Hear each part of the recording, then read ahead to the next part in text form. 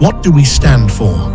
We stand for possibility, for the belief that every tomorrow begins with a choice made today. We stand for growth, for curiosity that pushes boundaries, for knowledge that prepares you not just to adapt, but to lead. We stand for community, for minds that don't just think, but connect, for hands that don't just build, but uplift. We stand for experiences that shape you, for friendships that anchor you, for courage that carries you beyond this place. Here you become more than a student. This is where purpose meets possibility. This is where futures are built. Charles Brook Bassar University, where you stand for what matters.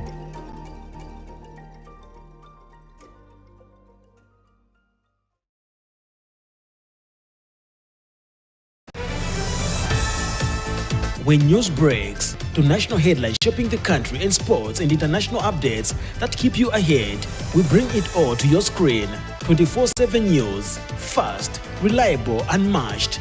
Catch us on Topstar, channel 110. Watch live on Facebook, Ptv2 Zambia.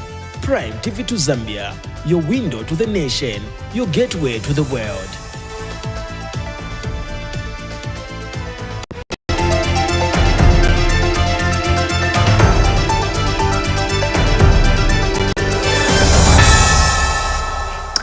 Hello and welcome to News Flash on Prime TV2, the home of breaking news. We're coming to you live on Topstar channel 110 and streaming on our Facebook page, Ptv2 Zambia. Now let's have a look at some of the stories making headlines. A 44-year-old woman of Lusaka's Zaf Twin Palm Base has been arrested over the death of a woman she found with her husband in their matrimonial home. Livingstone Mayor Constance Mlebai has been acquitted on 2 counts of corruption. Youth activist slams opposition disunity ahead of 2026 elections. With the news in detail, my name is Rhoda Mlenga. A 44-year-old woman of Lusaka's Zaf Twin Palm Base has been arrested in connection with the death of another woman she allegedly found with her husband in their matrimonial home. The incident occurred on the 30th of January 2026 when Ruth Mwanza allegedly found her husband in the company of Maureen Mwemba, the now deceased, inside their home. Police spokesperson Godfrey Chilabi says Ms. Mwanza forcibly dragged the woman outside and assaulted her. He says that Ms. Mwemba was rushed to a clinic within Zaf Twin Palm Base before being referred to Mainasoko Medical Center, where she was admitted to the intensive care unit and placed on life support. Mr. Chilabi adds that the victim succumbed to her injuries in the morning of 31st of January 2026 while receiving treatment at Mainasoko Medical Center. On January 30, 2026, around 03 hours, police received the report of assault from Mr. Richard Mwemba, aged 49, of Lilai Estates, on behalf of his niece, Maureen Mwemba, aged 29, of Zaf Twin Palm, who has since passed away. The deceased and the suspect were neighbors.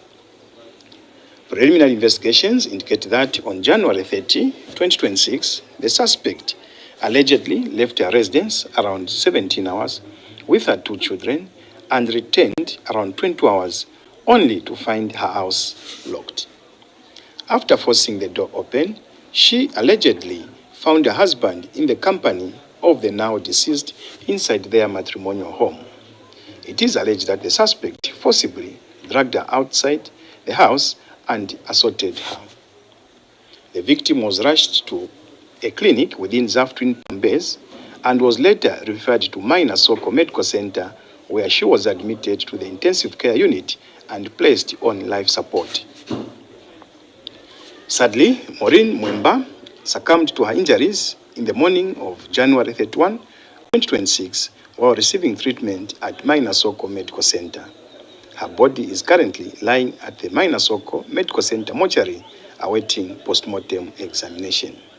The suspect remains in police custody as investigations continue, with the motive yet to be ascertained. Following the death of the victim, the case has since been reclassified from assault to murder. The Zambia Police Service will provide further updates as investigations progress. In other news, Livingstone Mayor Constance Mleabai has been acquitted of all 2 counts of corruption she was facing before the Livingstone Magistrate Court. In the first count, Ms. Mleabai was accused of soliciting 120,000 kwacha in cash gratification from Mark Garbites in order to facilitate the cancellation of property rates bills for Zamnuka Farm Limited at the Livingstone City Council. And in the second count, she was accused of obtaining 180,000 kwacha in cash gratification from the same complainant to facilitate the cancellation of the said property rates bills. Delivering judgment, Lusaka Magistrate Trevor Kasanda, sitting in the Livingstone Magistrate Court, the prosecution had failed to provide sufficient evidence beyond reasonable doubt to prove both counts. We are now joined by our Livingstone-based reporter, Kolombota Mwanangombe, who has been closely following this matter. Good afternoon, Mr. Kolombota, and welcome to Newsflash. Good afternoon, thank you, and thank you so much for having me. All right, now to begin with, kindly take us through how today's court session unfolded and how did the judgment in the case involving Livingstone Mayor Constance Mleabai go? Well, thank you so much. So we had the judgment delivered today. And I think we did indicate that the judgment was coming up today and it was delivered. Now, maybe for those that missed the background of this case, we had the Livingstone mayor who was accused of soliciting money, and that is 120,000 kwacha. That was meant to cancel property rates bill at the Livingstone City Council, and this is a property for Mark Garbites. And the other count, because they had to count initially, so in the other count, he was also accused of, obtaining 180,000 kwacha from Mark Garbites, so as to cancel property rates at the council. Now, today we had the judgment in the Livingstone Magistrate, Trevor Kasanda, who was a presiding judge, delivered the judgment. Maybe before I go further, you would also want that this case has been running for some time now, and therefore it was ideal for everybody to net what transpired today, because it has taken a bit of time. Like I indicated in the morning, we've had 3 adjournments. So today people were really eager to just see that judgment is delivered. So it was delivered today, and she was acquitted of the 2 counts which she was accused of. Obviously, people want to know what reasons did the court give for acquitting the mayor, and were there any key remarks from the preceding magistrate that stood out?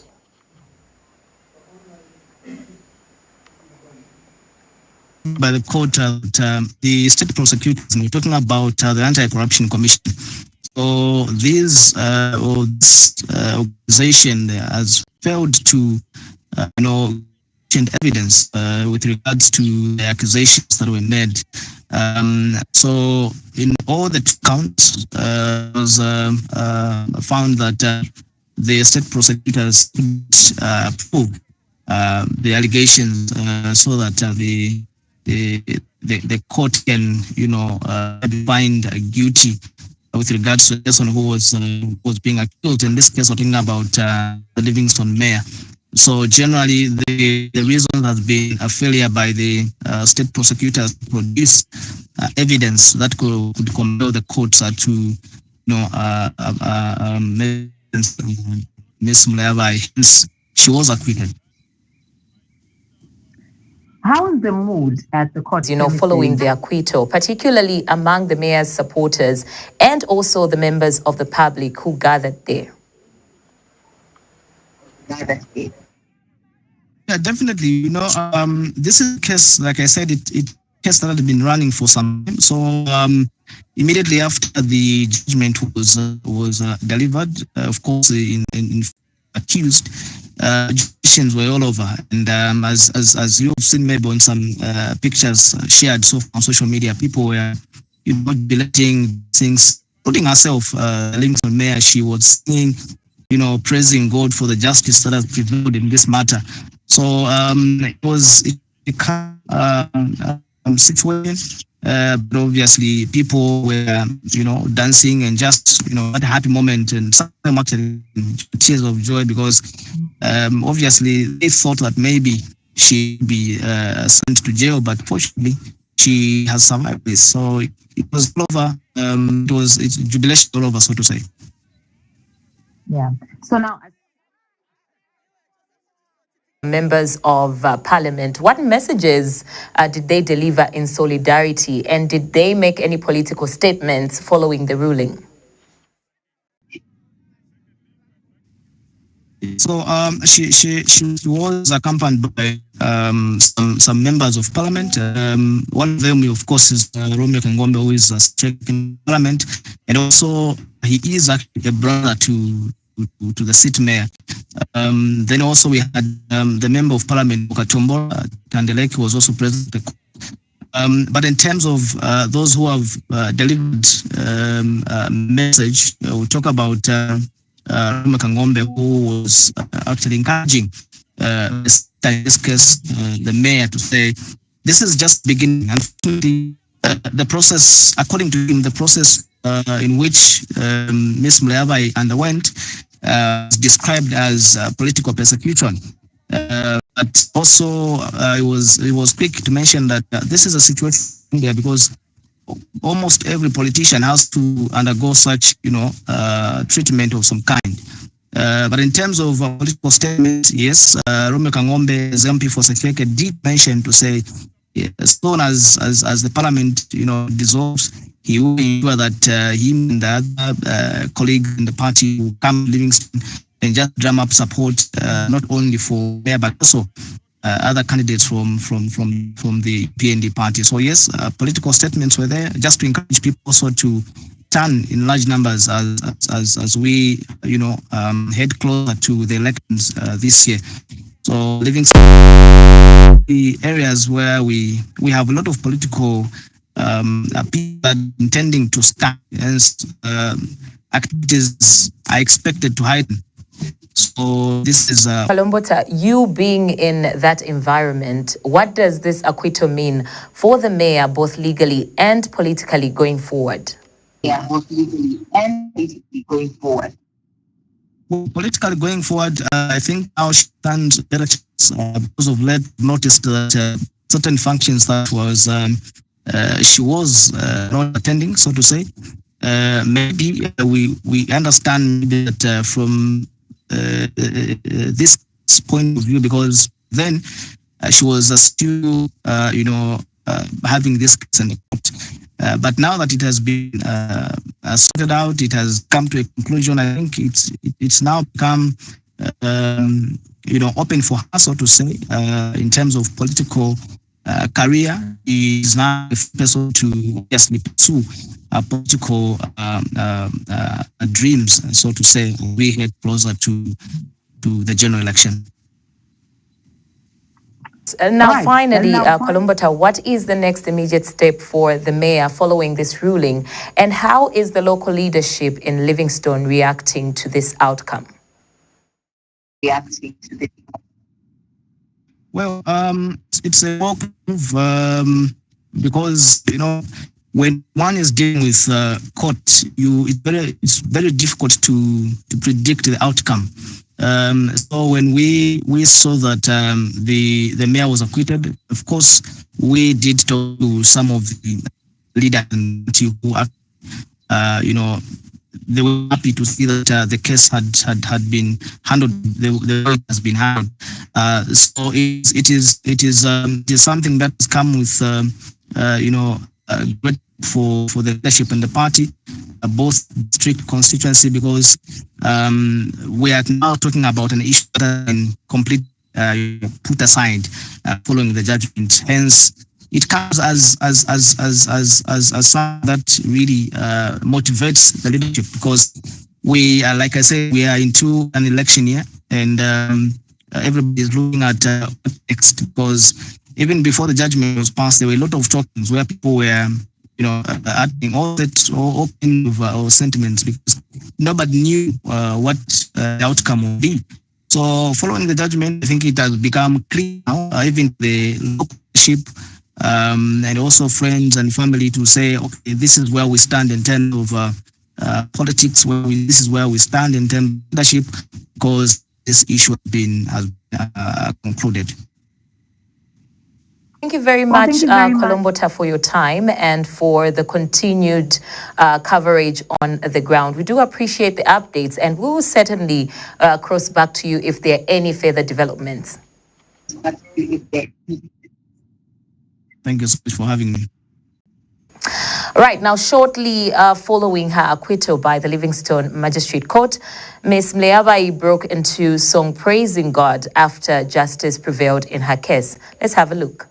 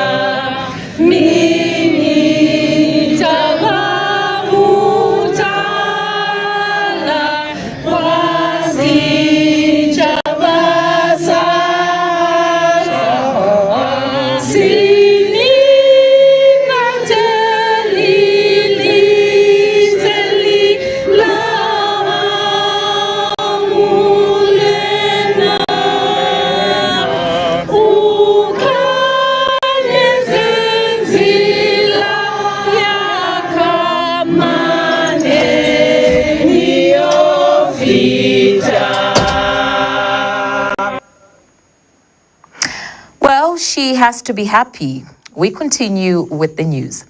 Now, a youth activist, Peter Chabu, has expressed concern over persistent leadership wrangles within opposition political parties and alliances, describing the situation as a serious setback ahead of the 2026 general elections. In an interview with Prime TV2 News, Mr. Chabu said that despite the elections being only months away, the opposition has failed to provide effective checks and balances due to continued disunity among its leaders. Mr. Chabu has questioned why young people should rally behind what he termed as confused political formations, urging young people not to associate themselves with organizations that lack clear leadership and direction. Opposition that we have in our country is an opposition that is not united. Lack of better terms, they can say they are confused, they don't know what they are doing. And it is for this reason why, as a youth advocate, I'm saying we should not be part of an organization that is confused. If you say that we support the opposition, which president or candidate are we going to support? Because if you look at what is happening in PF, about 20 people want to be president, yet they only have one party. And as it stands, the party for PF belongs to Honorable Chabinga. So my suggestion is, as far as 2026 is concerned, I would suggest that Honorable Chimbakambwida and Honorable Given Rubinda, they can try to excuse themselves, because they led this country, they had the instrument of power. What is it that they didn't do that they want to come and do in 2026? You can see that our opposition is an opposition that is based on greediness and selfishness, because even the people who are contesting for the same party are old people. You'll find that the youngest in the opposition, for example, PF, is only Makebi Zulu. Why don't we want to empower people like Makebi Zulu, Honorable Christopher Kangombe, and Binwa Mpundu? Look at what is happening in the mayoral election in Kasama today.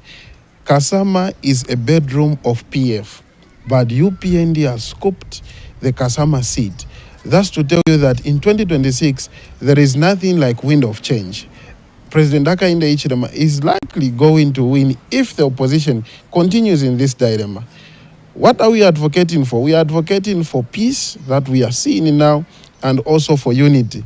And to say the least is that we young people, we are going to support President Hakainde Hichilema, because in his party, there is no confusion, and as we are seeing it today. In other news, residents of Zanimone West in Lusaka are living in fear following the sighting of loose ZESCO electricity cables dangerously swinging within their community. The exposed power lines are reportedly hanging very low, almost touching wall fences, a situation that has raised serious safety concerns among local residents. Details in the following report. These ZESCO power cables hanging loose have sent fear among residents of Zanimone West, who say the exposed lines are dangerously swinging and almost touching wall fences in the community. The situation has raised serious concerns, especially for children and people who pass near the affected area. The residents say similar situations in other areas have led to causes of electrocution due to delayed interventions, and they fear Zanimone West could suffer the same fate if nothing is done. They accuse the power utility company of not responding swiftly to reports made about the dangerous cables. It's very scary because here we have small children, especially when it rains. This road that you see here, there's always heavy currents of water, and then children, they like playing in water. And looking at the lines, they are getting closer, very closer there, and then it's very dangerous. So we don't want to see what really happened even in Kabarana there. My name is Tembo Blessed Daniel, and I'm a resident of this area. So what I'm saying about this cable here, so it is really dangerous, and I would really like if the ZESCO would come and do something about it. With the heavy rains continuing, residents say the power pole is getting weaker each day, increasing the risk of collapsing. We stay in Zanimone West, where this problem of ZESCO not coming to work on the issue that we're having, the challenge that we're facing due to the heavy rains and the support that supports the cable that supports the main pole thing, yeah. So this is the challenge that we're facing, and we've reported this issue on countless times, and nothing has been done. We've been given complete numbers, but still ZESCO hasn't really shown up yet. And with these heavy rains that we're experiencing, we're scared. Yeah, we're very scared because of the issue that recently happened in Kabarana, where a couple was electrocuted. And these are the causes of those electrocutions. So if we've been affected by the lines that seems to be threatening our lives. The ZESCO lines, they seem to be collapsing. And this complaint was reported to ZESCO on 15th of January. And ZESCO that time promised that they were going to send in their engineers to come and work on the line. From 15th January to date, they've not sent any engineer to come and work on this line. They are now calling on ZESCO to urgently move in and correct the situation before disaster strikes. Rajesh Michael Simiza reporting Prime TV News in Lusaka.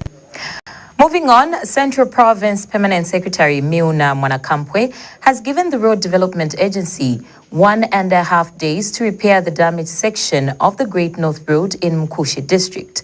Dr. Mwanakampwe issued the directive during a visit to the affected area, which was vandalized after unknown persons stole metallic culverts, resulting in severe traffic congestion in the district.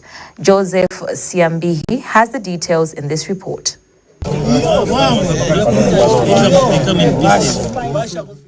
Motorists parked their vehicles on the road to check what caused a great traffic jam on the busy Great North Road in Mukoshi. The road has been damaged by... Central Province Permanent Secretary has made a swift visit to Mukoshi, accompanied by Road Development Agency, Zambia National Service, Zambia Police Service, Road Transport and Safety Agents and others. Some pipes have been stolen, leading to the collapse of the road. We hope to replace them with concrete pipes. We are not going to sleep. We will go with sleepless vigilance.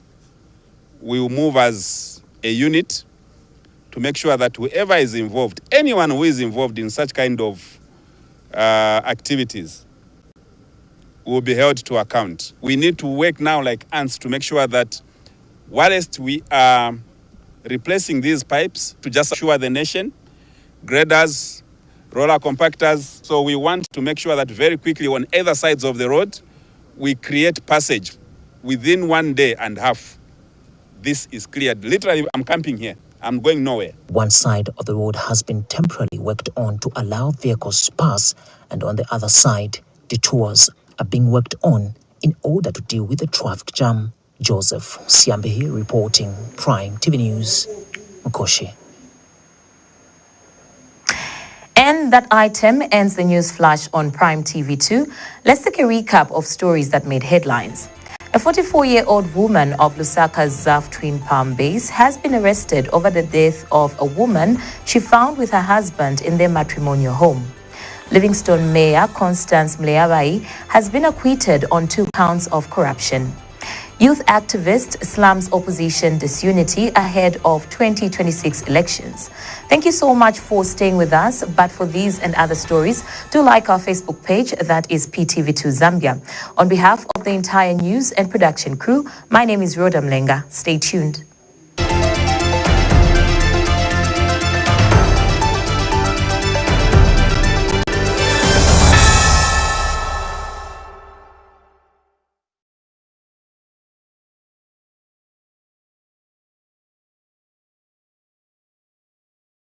To feeling more relaxed. When blind bouldering, as we just showed, people often think a lot beforehand about how dangerous it could be or how afraid they might become.